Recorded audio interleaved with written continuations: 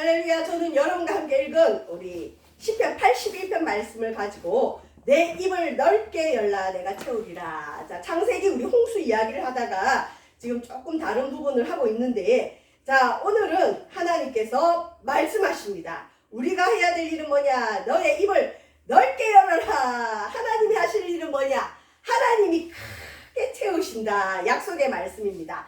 자, 사람은 새로운 환경에 들어가고 새로운 신분을 가지면 새롭게 살아야 돼요. 오늘 읽은 시편 81편 말씀은, 자, 가나안 땅에 원래는 이집트, 애굽에서 종살이하고 노예의 신분이었던 사람들을 하나님께서 모세를 통하여 출애굽시켜서 노예에서 벗어나게 해서 자유민이 되게 해주셨어요. 거기다가 적과 꿀이 흐르는 가나안 땅에 정착해서 살 수 있도록 하신 이후에 이제 새로운 환경에 왔습니다. 가나안 땅에 왔어요. 새로운 신분입니다. 노예가 아니에요. 종이 아니에요. 자유인으로서 하나님의 백성으로서 살아갈 때, 특별히 우리나라에도 명절이 있지만 이 이스라엘 백성들은 새해라 또 장막절이래요. 장막이 뭐냐? 텐트.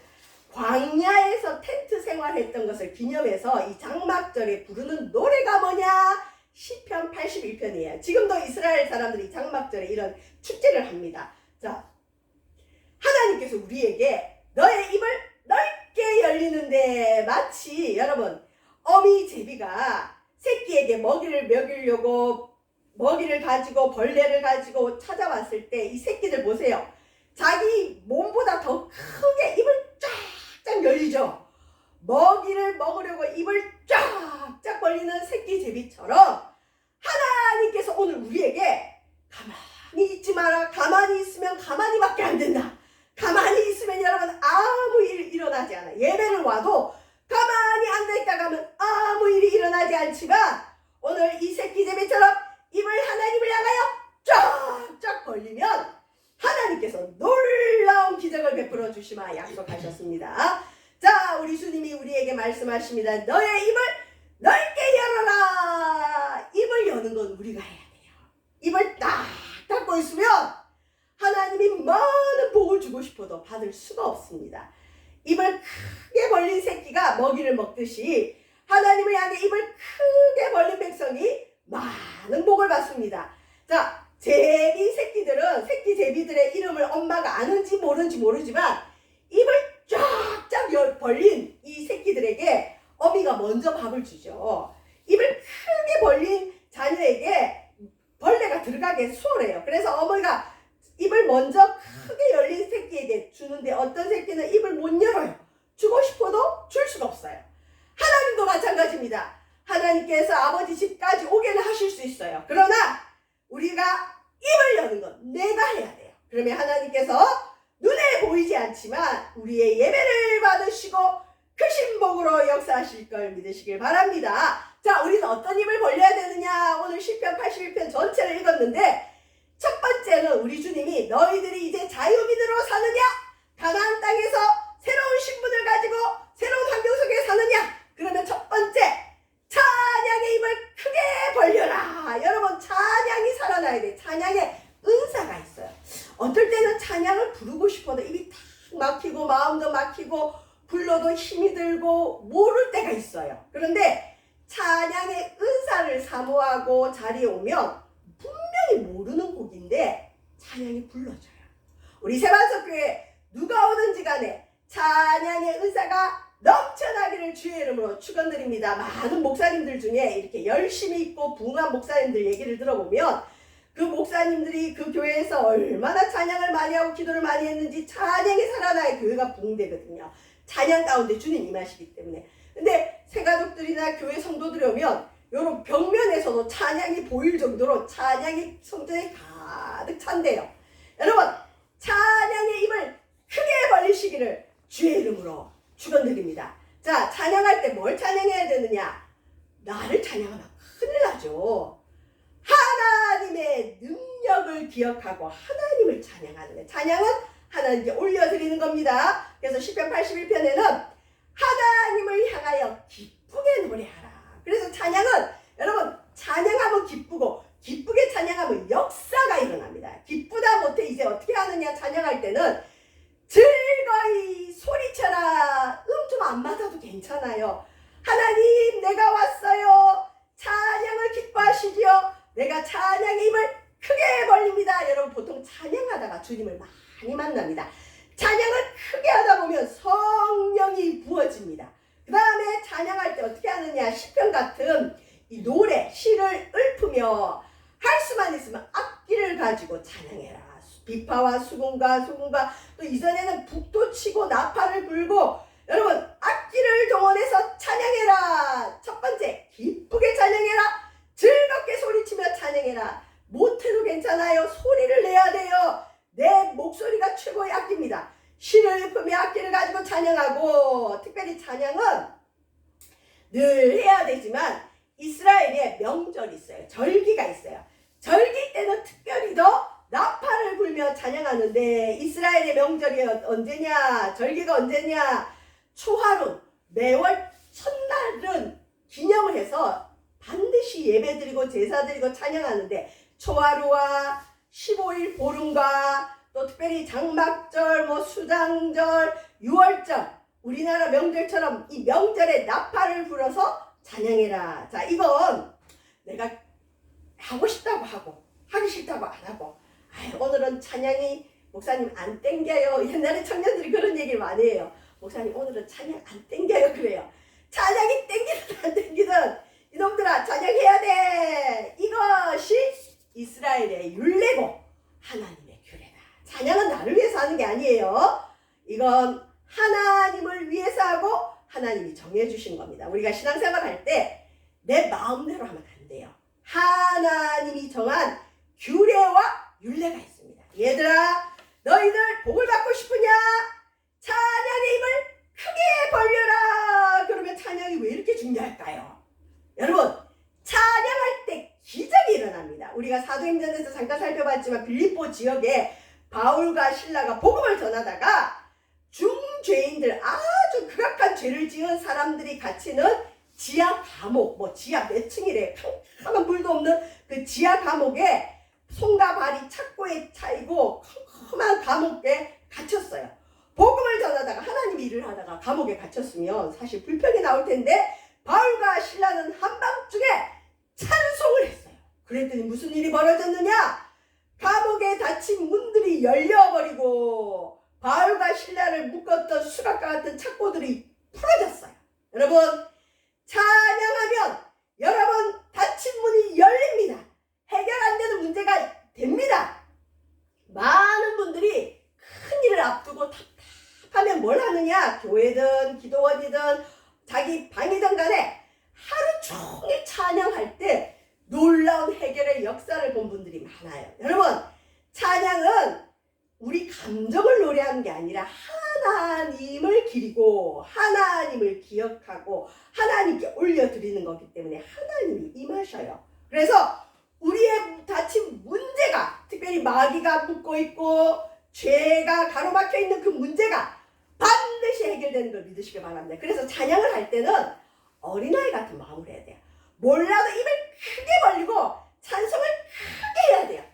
박수도 치고 할 수 있으면 온몸을 다해 찬양을 할 때 주님이 놀라운 기적을 반드시 베풀어 주십니다. 심지어 여러분, 시편 47편 5절에 이 말씀이 있어요. 우리 하나님이 우리가 드리는 찬양을 부를 때, 왜 아까 즐겁게 소리 질러라 그랬죠.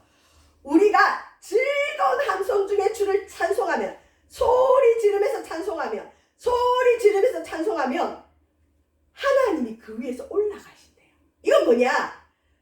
하나님이 성령으로 지금 우리 가운데 거하시고 우리 가운데 계신데, 우리가 큰 소리로 찬양하면 그 찬송의 소리를 듣고 성령이 기뻐하며 하늘로 올라간다. 우리의 찬양을 하나님 받으신다. 여러분, 사람에게도 뭔가 감동 있는 선물을 주면 보답이 돌아오는데, 우리 하나님이 받으시는 찬양을 드리면 얼마나 놀라운 복이 임한지 몰라요. 우리 하나님은 즐거운 함성 중에 올라갑니다. 그래서 할 수 있으면 찬양을 크게 불러야 돼요. 찬양을 해야 하나님의 교회가 뜨거워지고 하나님의 역사가 일어나고 부흥이 일어납니다. 여러분, 찬양의 입술이 크게 벌려지시기를 주의 이름으로 축원드립니다. 두 번째,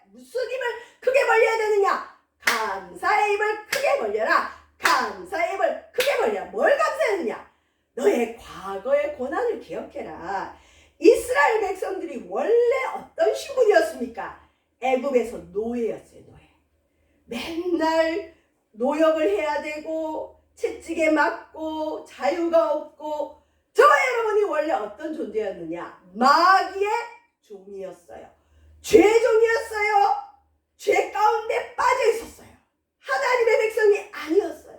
그때 하나님 우리를 건져주셨어요. 그래서 과거의 고난을 기억하고 그 고난에서 건져주신 하나님의 역사를 기억해라. 네가 어떻게 구원을 받게 됐고 네가 어떻게 하나님의 자녀가 됐고 네가 어떻게 이렇게 예배하는 백성이 됐는지를 기억하고 하나님 내 신분을 바꿔주셔서 감사합니다. 이 땅에 수많은 사람이 있는데 믿음은 모든 사람의 것이 아니라 그랬어요.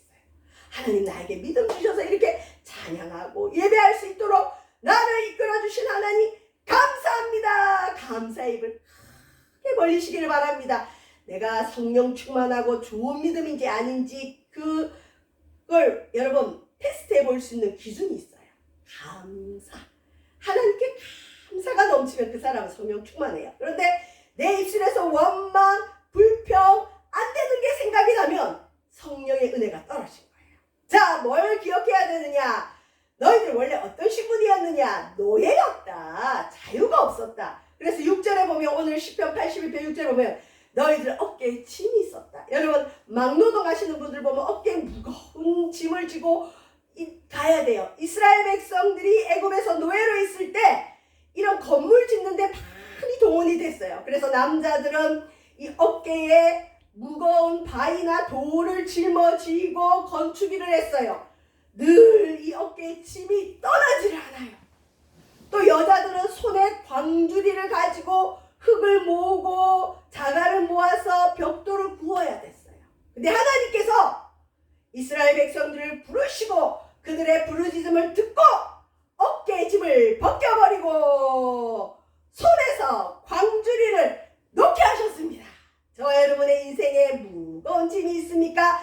여러분 가정에 무거운 짐이 있습니까? 주께 나와서 감사를 드리시길 바랍니다. 부르짖기를 바랍니다. 감사의 입을 크게 벌리십시오. 하나님이 어깨의 짐을 벗겨버리고 광주리를 손에서 놓게 하시는 자유를 주실 겁니다. 여러분 찬양의 입을 크게 벌리십시오. 찬양하면 기적이 일어납니다. 기적이 일어납니다. 기적을 맛보고 싶으십니까? 찬양을 크게 하십시오. 감사하십시오. 세 번째, 기도의 입을 크게 벌리라고 시편 81편은 이야기합니다. 하나님께서 7절에 보면 너희가 고난 중에 부르짖음해. 하나님은 고난 당하고 있을 때 가만히 있으면 뭐 된다 그랬죠? 가만히만 돼요. 아무 일 안 일어나요. 어려움이 오고 고난이 오면 뭘 해야 되느냐? 부르짖어 기도해야 된다. 부르짖는다는 건 뭐예요? 간절히 기도한다는 거죠. 어떤 분은 우리 교회는 부르짖는 기도 안 한다 그래요. 근데 성경에는 분명히 고난 중에 있을 때는 부르짖으라 그랬어요. 여러분 아픈데 어떻게 소리를 안 냅니까? 불이 났는데 불이야 소리 내야 도와주죠. 하나님 앞에 고난 중에는 부르짖어 기도하고 조용히 묵상으로 기도할 때도 있어요. 그러나 고난 중에는 부르짖으라 그러면 하나님께서 너를 건졌고 응답했다. 여러분 이스라엘 백성들이 애굽의 노예로 살 때 부르짖었어요. 그때 하나님이 그들의 고통을 보고 그들을 건져주셨습니다. 모세를 보내서. 그래서 7절에 보면 네가 고난 중에 부르짖음에 내가 너를 건졌고 응답했다. 자, 기도의 입을 크게 벌려야 됩니다. 기도를 많이 해야 됩니다. 기도를 하나님을 의식하고 해야 됩니다. 그런데 여러분 기도할 때 조심해야 될 건 기도에는 반드시 시험이 있어요. 기도를 하면 나도 하나님을 시험해요. 하나님도 우리를 시험해요. 기도를 하면 예를 들어서 내가 A라는 문제를 가지고 기도하면 이 A라는 문제가 해결되는 게 응답인데 기도를 많이 했는데 내가 원하는 응답과 반대 현상이 일어나면 대부분은 실패했다. 아, 내가 기도를 잘못했다. 하나님은 내 기도 안 들어주신다. 하나님은 안 계신다. 이런 의심이 반드시 들어옵니다. 그때 조심해야 돼요. 여러분 기도했는데 우리가 기대하는 것과 반대 현상이 일어나면 기뻐하십시오. 그때는 하나님이 우리에게 응답 주기 위해서 테스트하는 거예요. 자, 오늘 읽은 시편 81편에는 무리바 물가라는 얘기가 나와요. 기도에는 하나님의 시험이 있는데 하나님께서 7절에 보면 또 이런 얘기를 합니다. 너희가 무리바 물가에서 하나님께서 너희들을 시험했다. 자, 출애굽기 17장 7절에 보면 이스라엘 백성들이 모세를 따라 출애굽을 했어요. 그리고 광야길을 걷는데, 여러분, 저는 성지순례를 가보진 않았지만 성지순례 가는 분들이, 많은 분들이 얘기하기를 그 광야, 출애굽에 나오는 광야는 조금만 걸어도 입이 타고 걸을 수가 없대요. 그런데 하나님이 인도한 길인데 광야로 인도하는 거예요. 죽으라는 거예요. 여러분, 하나님이 인도하는 길에도 죽음과 같은 일이 있을 수 있어요. 심지어 하나님이 물을 안 주시는 것 같아요. 먹을 물이 없어요. 광야에 오아시스가 없어요. 그래서 무리바라는 바위 앞에서 하나님이 이들을 시험합니다. 어떤 시험을 하느냐? 어려움을 만났을 때. 아니, 하나님이 인도하셨고 하나님이 응답하셨으면 하나님이 알아서 미리미리 다 해주실 텐데, 아니 왜 우리에게 물을 안 주시는가? 이거 우리 보고 죽으라는 건가? 여러분, 물, 목마름, 먹고 사는 문제에 걸리면 누구든 하나님을 신뢰하는가 의심하는가 믿음의 테스트가 들어갑니다. 하나님은 우리의 생명을 쥐고 흔드세요. 때로는 먹는 문제 가지고 우리의 밑바닥을 드러내십니다. 여러분, 누구든 먹고 사는 문제, 물질의 문제, 생존의 문제가 있으면 밑바닥이 드러나요. 이스라엘 백성들이 큰 기적을 맛봤어요. 홍해의 바다가 갈라지는 기적을 맛보고도, 하나님이 크게 구원을 베푸신 걸 맛보고도 물이 없으니까 하나님이 여기 계신가 안 계신가, 우리를 버리셨다, 이런 얘기를 합니다. 자, 성지에 가면 이런 무리바라는 바위가 있어요. 실제로 있대요. 자, 여러분, 바위에서 물이 납니까? 안 나요. 근데 하나님께서 이 무리바 물가에서 이스라엘 백성들이 원망하는 거야. 야, 이 모세야, 우리가 너한테 속았다. 우리가 애굽의 노예로 있어도 물은 있었다. 먹을 건 있었다. 이렇게 뜨겁진 않았다. 그런데 네가 우리를 꼬드겨서 이 광야로 오게 해서 이제 우리와 우리 처자식들이 물이 없어 죽게 생겼다. 원망하는 거예요. 그래서 모세가 하나님께 기도했더니 하나님이, 모세야, 이 바위를, 반석이라 그래 성경에는, 이 바위를 너의 지팡이로 쳐라. 거기서 물이 나올 것이다. 여러분, 반석 친다고 거기서 물이 나옵니까? 예, 나와요. 광야에서 하나님이 하나님 되심을 알려주시려고 할 때는 이런 기적이 일어나요. 근데 모세가 화가 난 거예요. 내가 이 백성을 낳았습니까? 이들이 나를 원망합니다. 어우, 이 폐역한 족속들아, 그러면서 하나님이 반석을 한 번만 치라 그랬는데 모세가 혈기가 올라와서 열을 받아서 반석을 두 번 땅땅 쳐버려요. 그랬더니 이 반석에서 물이 콸콸콸콸 나와서 이스라엘 백성들, 남자만 60만 명, 어린아이와 여자들까지 하면 200만 명이 먹고도 남는 물이 나왔어요. 근데 이 일로 모세는 가나안 땅에 못 들어갑니다. 어쨌든 이 무리바 물가에 시험이 있어요. 하나님이 인도하는 그 길, 하나님이 함께하는 그 길에도 때로는 먹을 물이 끊어져요. 먹을 양식이 없어요. 하나님이 우리를 버리셨는가? 하나님을 나를 돕지 않는가? 이런 시험의 때가 반드시 옵니다. 그리고 우리도 하나님이 시험해요. 하나님이 우리 가운데 계신가 안 계신가? 자, 무리바 물가 시험에 보면, 출애굽기 17장 7절에 보면 그들이 여호와를 시험하여 이르기를, 여호와께서 우리 중에 계신가 안 계신가? 우리는 하루에도 수백 번, 수천 번 어떤 어려운 일을 겪으면 하나님이 나하고 함께 계신가 안 계신가? 교회 가면 하나님 우리와 함께 임마누엘 동행한다고 하는데, 아니 이 기도도 못 들어주시고 나를 이 어려움 가운데 두신 하나님은 지금 나하고 함께 계신가 안 계신가? 이스라엘 백성들이 무리바 물가에서 하나님이 계신가 안 계신가 시험했어요. 하나님도 이들을 시험합니다. 너희들이 하나님을 신뢰하는가? 하나님을 의심하는가? 여러분, 기도를 했으나 기도의 입을 크게 벌려야 되지만 기도에는 반드시 시험이 있습니다. 테스트를 통과해야 응답이 와요. 특별히 내가 기도했던 반대 상황이 벌어질 때는 시험의 때입니다. 이때는 하나님을 끝까지 신뢰하고 부르짖어 기도할 때입니다. 그래서 하나님을 신뢰하는가 의심하는가의 시험, 하나님이 안 계신 것 같은 상황이 반드시 기도에는 따라옵니다. 여러분, 무슨 입을 넓게 열으라 그랬죠? 찬양의 입을 넓게 열으라 그랬죠. 감사의 입을 넓게 열으라 그랬죠. 기도의 입을 시편 81편에 넓게 열어라. 그러면 하나님이 채우시는데 마지막으로 조심해야 될 게 있어요. 여러분, 입을 넓게 열면 하나님이 큰 복으로 채워줍니다. 실제로 그런 일이 많이 일어나요.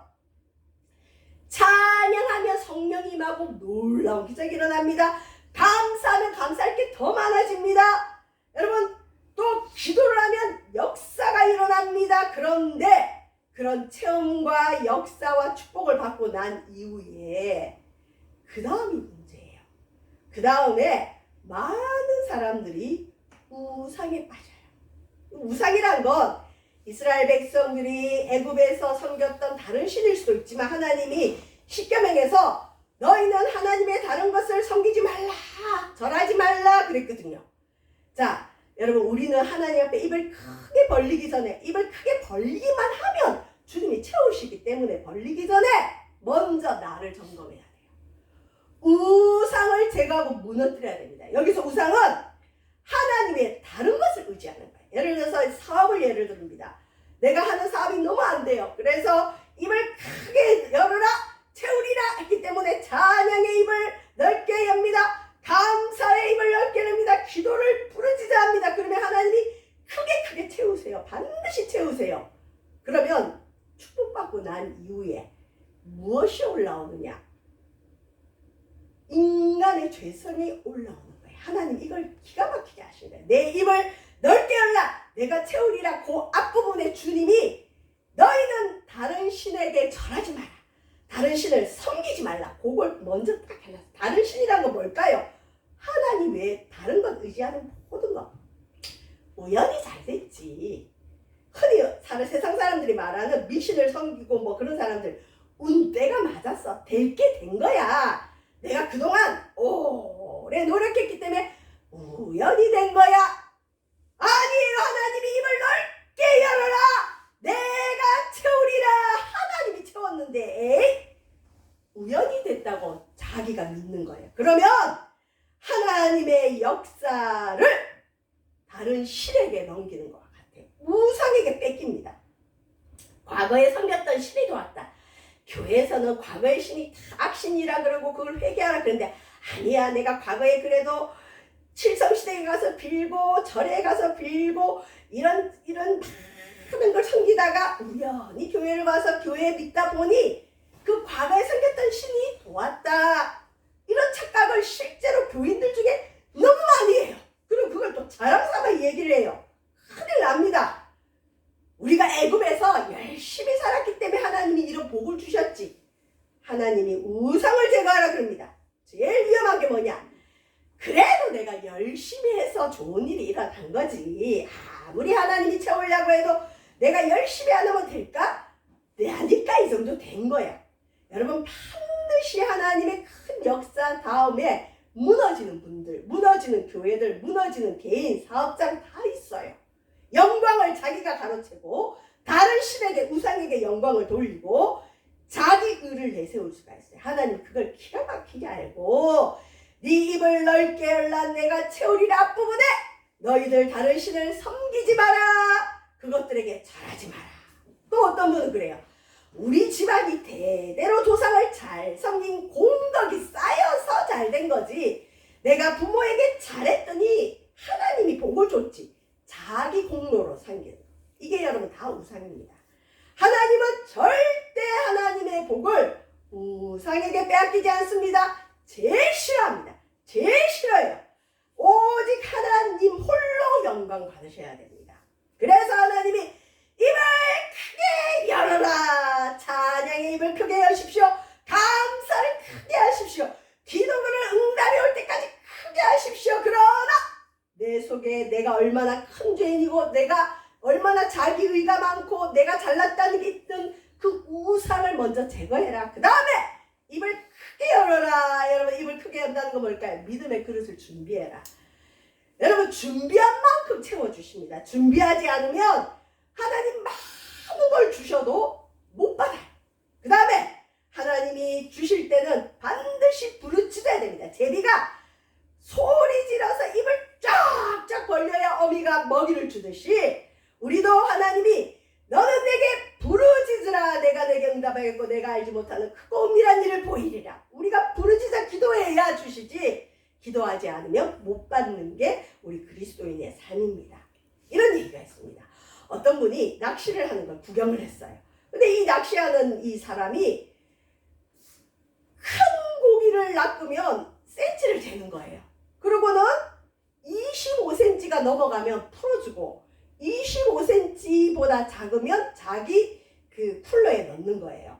그래서 옆에 사람이 보면서 웃었어요. 아유 사장님, 아유 선생님, 왜 낚시를 하는데 큰 고기들은 그렇게 놔주고 그렇게 작은 것들만 챙겨가십니까? 참 당신은 그냥 낚시를 하는 게 아니라 철학적으로 이 그냥 낚시를 즐기시는 분이군요. 무슨 마음으로 그렇게 하세요? 막 그렇게 심오하게 물어봤대요. 근데 이 낚시꾼이 뭐라느냐 웃으면서 아니요? 나는 그런 이유가 간단한데요. 왜 그러면 큰 고기는 되게 놔주세요. 그랬더니 우리 집 프라이팬이 30cm밖에 안 돼요. 그래서 25cm 물고기만 넣어야 돼요. 25cm가 넘어가면 우리 집 프라이팬이 그 물고기를 감당을 못해요. 그래서 그 옆에 있던 분이 아이고 선생님 어리석기는 그냥 반쭉 잘라서 튀기면 되잖아요. 저와 여러분 그럴 수 있어요. 아이고 하나님 이건 안 돼요. 저건 안 돼요. 그냥 요것만 주세요. 요것만 주세요. 요것만 주세요. 에이 하나님은 그러면 크게 못 주십니다. 여러분 입을 크게 여십시오. 하나님이 생각지도 못한 놀라운 기적을 우리에게 베풀어 주실 줄 믿습니다. 기도하겠습니다. 내 입을 넓게 열라 내가 채우리라. 하나님 놀라운 기적을 기대합니다. 감사드리며 예수님 이름으로 기도합니다. 아멘.